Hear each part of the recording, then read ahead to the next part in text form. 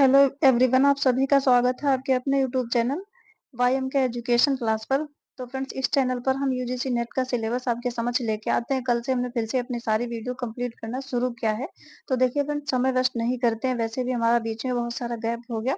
तो देखिए आज हम लेके आए हैं, कल हमने पढ़ा था क्या, माध्यमिक शिक्षा से संबंधित माध्यमिक शिक्षा पढ़ा था हमने। माध्यमिक शिक्षा आयोग के विषय में हमने पढ़ा था यूनिट 2 हमने कल से स्टार्ट किया है। तो इसमें आयोग एवं समितियां हम पढ़ेंगे। तो इसमें माध्यमिक शिक्षा हमने पढ़ा था, तो उसकी आज हम सिफारिशें या संस्तुतियां देखिए कुछ जल्दी जल्दी फटाफट पढ़ते हैं, समय वेस्ट नहीं करते हैं। जैसा कि आपने देखा, माध्यमिक शिक्षा आयोग जो कि 1952-53, इसके अध्यक्ष कौन थे, डॉक्टर लक्ष्मण स्वामी मुदालियर, इसे मुदालियर आयोग भी कहते हैं। तो देखिए क्या है इसकी संस्तुतियां, मतलब सिफारिशें। छात्र अध्यापक को 1 या 2 पाठ्यक्रमोत्तर क्रियाओं में प्रशिक्षित किया जाना चाहिए। छात्र अध्यापक जैसे कि मान लीजिए बीएड कैंडिडेट हैं, एमएड, तो इनको ही छात्र अध्यापक, तो इस प्रकार के इनमें क्या किया जाना चाहिए, पाठ्यक्रम 1 या 2 पाठ्यक्रमोत्तर ऐसी क्रियाएं, एक्टिविटीज होना, उनमें प्रशिक्षित किया जाना चाहिए। और अस्नातक के लिए अस्नातक के लिए 2 वर्षीय पाठ्यक्रम तथा स्नातकों के लिए 1 वर्षीय प्रशिक्षण पाठ्यक्रम होना चाहिए। मतलब स्नातक मतलब ग्रेजुएट नहीं, उनके लिए 2 वर्ष का, और जो ग्रेजुएट हैं उनके लिए 1 वर्ष का प्रशिक्षण पाठ्यक्रम होना चाहिए। इस आयोग ने फ्रेशर कोर्स पर बल दिया। प्रशिक्षण कॉलेजों को प्रशिक्षित अध्यापकों के लिए अनुसंधान कार्य करने चाहिए। मतलब जो ट्रेनिंग कॉलेज हैं उनको जो प्रशिक्षित अध्यापक हैं उनके लिए क्या, रिसर्च के वर्क करने चाहिए। प्रशिक्षित जो प्रशिक्षण कॉलेज हैं ट्रेनिंग देने वाले, वो रिसर्च अनुसंधान कार्य भी करें, ऐसा माध्यमिक शिक्षा आयोग में कहा गया है। ये इसकी सिफारिश थी। एक विशेष अंशकालीन पाठ्यक्रम को भी प्रस्तावित किया जाना चाहिए अध्यापकों के लिए। प्रशिक्षित स्नातकों को कम से कम 3 वर्ष का प्रशिक्षण अनुभव प्राप्त करने के पश्चात ही एमएड में प्रवेश दिया जाए। आज के समय में क्या है कि बिना भाई एंट्रेंस में बैठे भी एमएड में एडमिशन,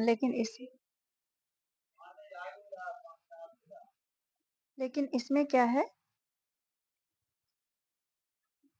प्रशिक्षित स्नातकों को कम से कम 3 वर्ष का अनुभव। तो देखिए क्या है, 3 वर्ष का जब अनुभव होगा तब ही एमएड में प्रवेश दिया जाएगा। और आज के समय में बिना एंट्रेंस के ही एमएड में एडमिशन हो जाता है। और क्या होना चाहिए, संबंध कॉलेजों में प्रशिक्षण विभागों की स्थापना होनी चाहिए। जो संबंध कॉलेज हैं, संबंधित कॉलेज हैं, उनमें प्रशिक्षण विभाग, मतलब जो कॉलेज हैं उनमें ट्रेनिंग विभाग भी उन्हीं में होने चाहिए, कॉलेजों में ही, जिससे समय समय पर शिक्षकों को प्रशिक्षण दिया जा सके। अध्यापकों के प्रशिक्षण के लिए केवल सरकार ही उत्तरदायी नहीं है। क्या है कि संबंधित जो कॉलेज है उनमें भी प्रशिक्षण विभाग होने चाहिए, मतलब ट्रेनिंग डिपार्टमेंट होने चाहिए। संख्यात्मक अंक देने के बजाय सांकेतिक अंक दिए जाएं। जैसे कि आजकल क्या है कि ग्रेड पद्धति, वही चीज कही गई है, ये माध्यमिक शिक्षा आयोग में सिफारिश की गई थी।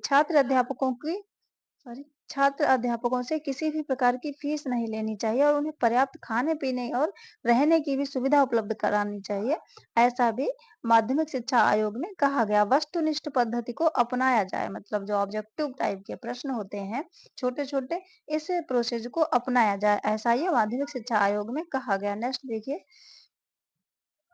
देखिए, ये तो माध्यमिक शिक्षा, और आज थोड़ा-सा हम कोठारी आयोग के बारे में भी देख लेते हैं, बाकी फिर हम कल के वीडियो में इसे पढ़ेंगे डिटेल में। देखिए बहुत ही इम्पोर्टेंट है। देखिए सभी आयोगों की डेट और उनकी सिफारिशें, सभी आयोगों की डेटें और उनकी सिफारिशें क्या हैं, ये सब मालूम होना चाहिए अच्छी तरीके से, तभी आप एग्जाम में क्वेश्चन अटेम्प्ट कर पाएँगे। क्योंकि देखिए मेन थीम, थ्योरी अच्छी तरीके से जब तक नहीं मालूम होगी तब तक अब सिर्फ ऐसे करके पीवाईक्यू से क्वेश्चन हल नहीं होने वाले। वो तो है ही है इम्पोर्टेंट, लेकिन उसके लिए आपको पूरा सिलेबस एक बार उसका कॉन्सेप्ट मतलब जरूर क्लियर करना चाहिए। बाकी कितना भी आपने बीए एमए एमएड में पढ़ा हो, लेकिन फिर भी जिस नेट का सिलेबस जब तक आप फिर से नहीं पढ़ते हैं तब तक क्वेश्चन हल नहीं होते। तो कोठारी आयोग देखिए 1964-66, इसके बारे में थोड़ा सा देख लेते हैं। देखिए डॉक्टर डीएस कोठारी की अध्यक्षता में राष्ट्रीय शिक्षा आयोग का गठन किया गया। तो राष्ट्रीय शिक्षा आयोग का गठन किसकी अध्यक्षता में, डॉक्टर डीएस कोठारी, मतलब डॉक्टर दौलत सिंह कोठारी, डी का मतलब, इनकी अध्यक्षता में गठन किया। ये एजुकेशन पढ़ने वाले सभी को पता भी होता है। इस शिक्षा आयोग ने सॉरी इस शिक्षा आयोग ने व्यावसायिक शिक्षा की वर्तमान व्यवस्था की कमियों को उजागर किया। तो देखिए ये सबसे बड़ा ऐसा आयोग था जिसने शिक्षा के सभी क्षेत्रों में व्यापक अध्ययन किया। तो ये याद रखना है, ऐसे क्वेश्चन कहीं पे एक लाइन मिल सकती है आपको, भले सीधे सीधे नहीं। एक बार हर वीडियो में ये बात हम कहते हैं कि डायरेक्ट ऐसे नहीं मिलेगी लाइन की क्या, कि सबसे ज्यादा मतलब शिक्षा के सभी क्षेत्रों में किस आयोग ने वर्क किया। तो ऐसी लाइन मिल गई, इसके साथ में और भी कई चीजें होंगी तब क्वेश्चन बनेगा, तो इसलिए ये चीजें मालूम होनी चाहिए। तो सभी क्षेत्रों में यही कोठारी आयोग ने काम किया। इस आयोग ने क्या किया, अपनी व्यापक रिपोर्ट देखिए शिक्षा व्यवस्था के उच्चीकरण पर दी, अतः भारत की संपूर्ण शिक्षा व्यवस्था की जांच करने के पश्चात निम्नलिखित सुझाव दिए। तो एक दो पॉइंट देख लेते हैं, बाकी इसके डिटेल में सुझाव पढ़ेंगे हम कल की वीडियो में। एक, प्रशिक्षण महाविद्यालय में प्रभावकारी शिक्षा संगठन की स्थापना की जानी चाहिए। जो ट्रेनिंग कॉलेज है उसमें एक प्रभाव इफेक्टिव शिक्षा संगठन की भी स्थापना की जानी चाहिए, ऐसा इसने कहा। कोठारी आयोग ने अध्यापकों की शिक्षा निम्न स्तर और मध्यम कोटि दोनों की होनी चाहिए। उन्होंने अन्य संस्कृत में कहा कि यथार्थवाद की- में अध्यापक शिक्षा में यथार्थवाद की व्यापकता की कमी है। तो क्या है यथार्थवाद, जैसे कि अभी तो हमने छोड़ दिया, बाकी पिछले वीडियोज में सारे में हम ये डिटेल में पूरी सारी यूनिट पढ़ी हुई है, हमारे चैनल पे हम पढ़ा चुके हैं। तो यथार्थवाद वही जो वर्तमान चीजों को ही सत्य मानता है, जिन चीजों को देखता है वही सत्य है। तो यही इन्होंने कहा कि संस्कृत में, यानी संस्कृत में कहा क्या, कि अध्यापक शिक्षा में यथार्थवाद की व्यापकता की कमी है। तो ये चीजें हैं फ्रेंड्स, उसके बाद में हम पढ़ेंगे कल। तो आज की वीडियो में ये चीजें अगर आपको पसंद आई हो तो वीडियो को लाइक और चैनल को सब्सक्राइब अवश्य कर लीजिए, अपने ग्रुप्स में शेयर भी कर दिया करिए फ्रेंड्स। देखिए ये छोटा सा प्रयास है हमारा, लेकिन हम फ्री में किसी भी अपना हमारा ग्रो भी हो जाएगा, तो भी हम कोई ऐप नहीं, हम